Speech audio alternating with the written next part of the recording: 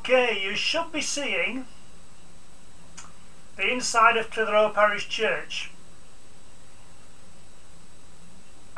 Would somebody like to just post something in the chat and say that you are seeing it? You are seeing it, okay.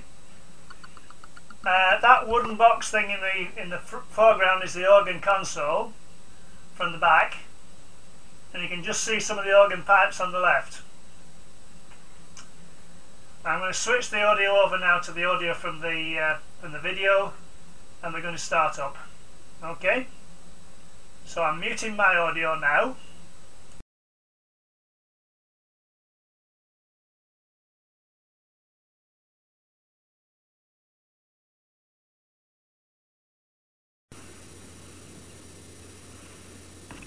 Okay, this is Clitheroe Parish Church, just after the organ recital was finished.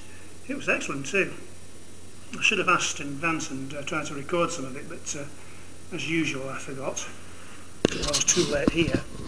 In fact, I arrived literally with the last minute altogether. So this is the church.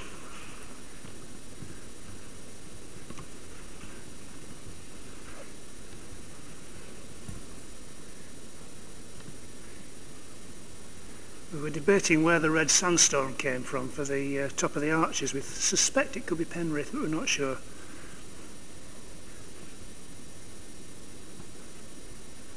And that's the organ. And the console over to the right here, covered with a dust sheet, possibly because of the problem with the spire, which is being rebuilt. We're going to look at that shortly when we get outside again. We can pick the window out there or not.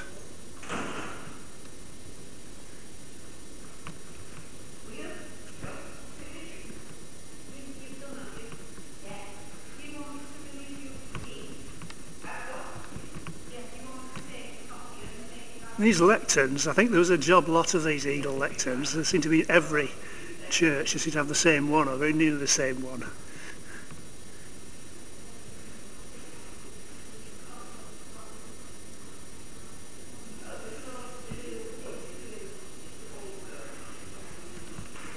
Does virtually every church have one of those eagle lecterns?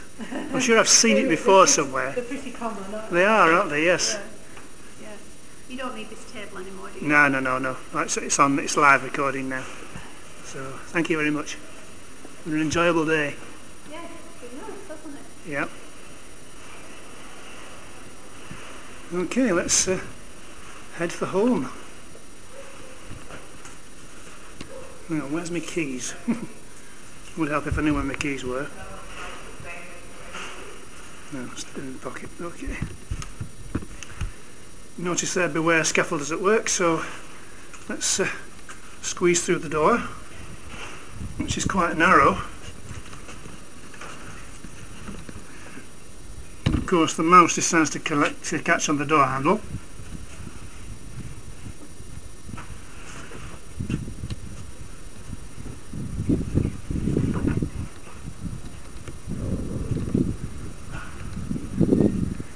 Can't see a great deal out here now in the sun. But unlike Trawden, this churchyard has the gravestone still in place.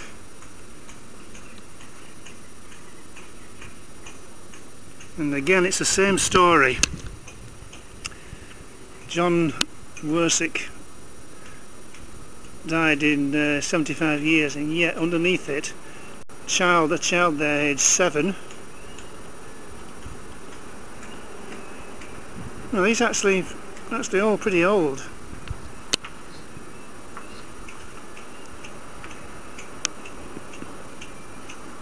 One here, child died 4 years, 1830 that was.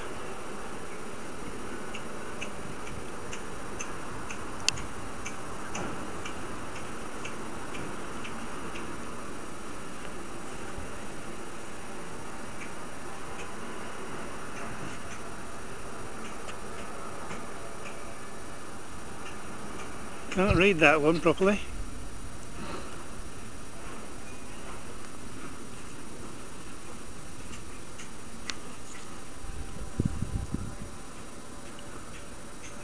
Another one died at 7.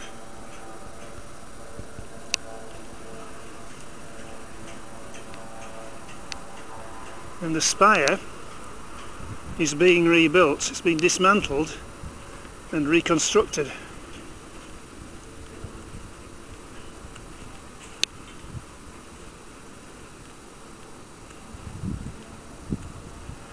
You can't see very much of the actual spire itself here now, but the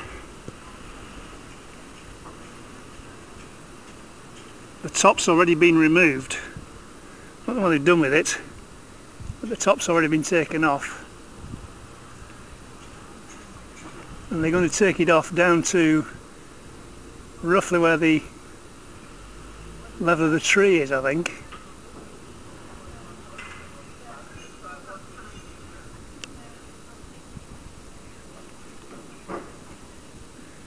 And the stonework on the outside is very much more rustic than the stonework inside.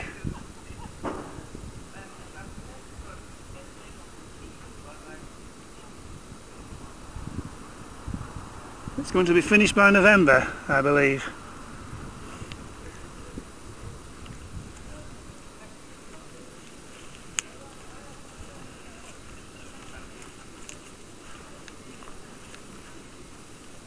It actually looks like an apple tree.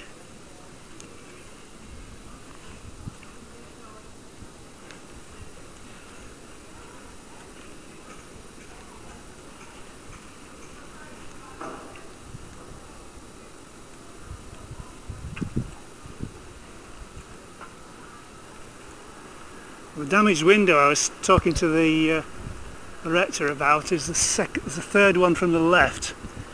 You can see just about level with the woodwork inside. You can see there's an extra break in the stone, and the centrepiece is pushing outwards towards us. The ones on the left hand end were all replaced at the time of the fire, which was started in the children's area at the end of the church. So they've already replaced part of the stonework on this side. But that one, I think, does need doing.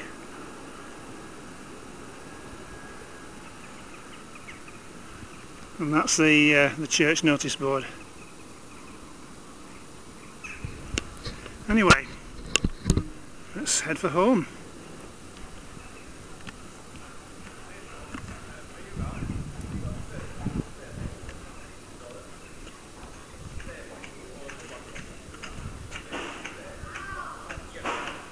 Well, here's a sad story.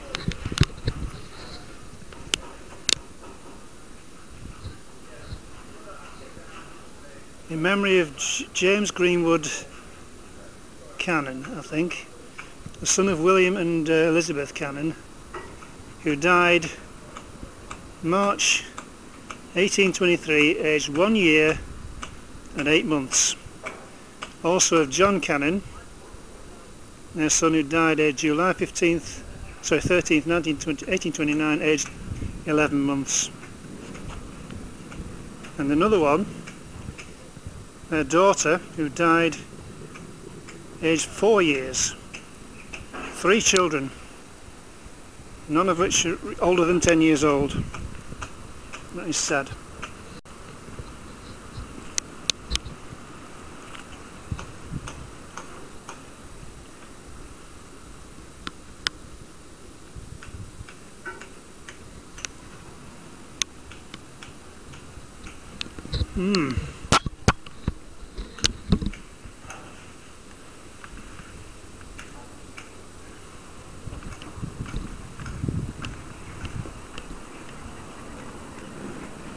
Hello.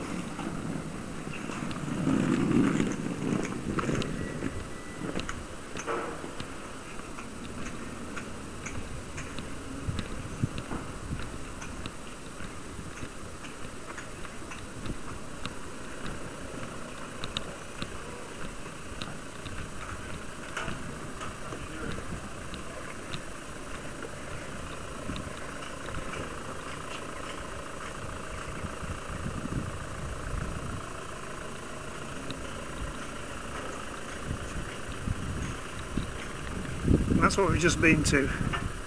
Organ recital.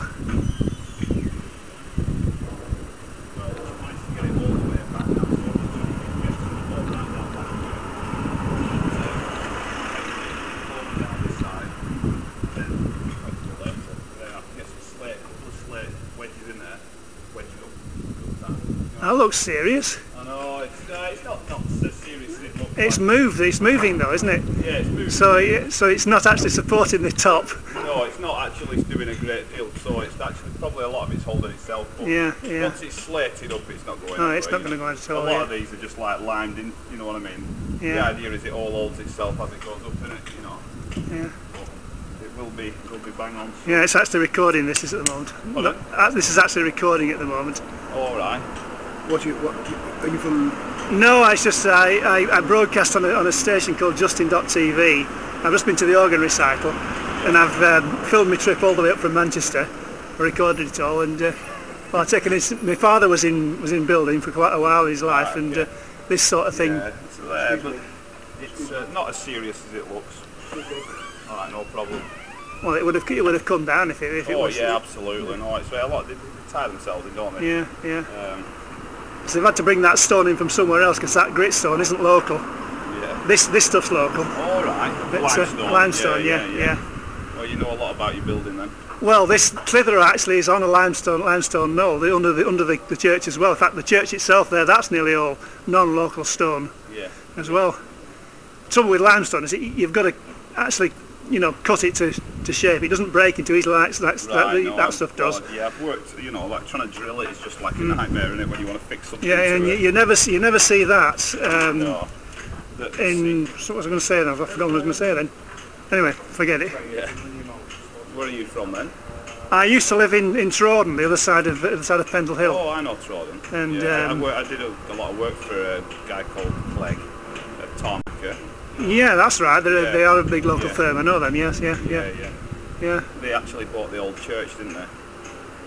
It wouldn't surprise me. There's a lot of churches been converted in Trawden. Yeah, that's right. They had to move all the graves and everything into the actual graveyard.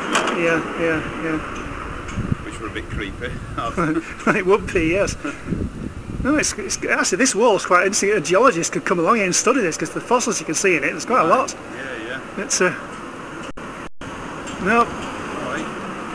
You never see limestone in that position. That's what I was going to say. Pardon? You never see limestone used as a door job. It's always because it's sandstone. You can't work it. I suppose you can carve.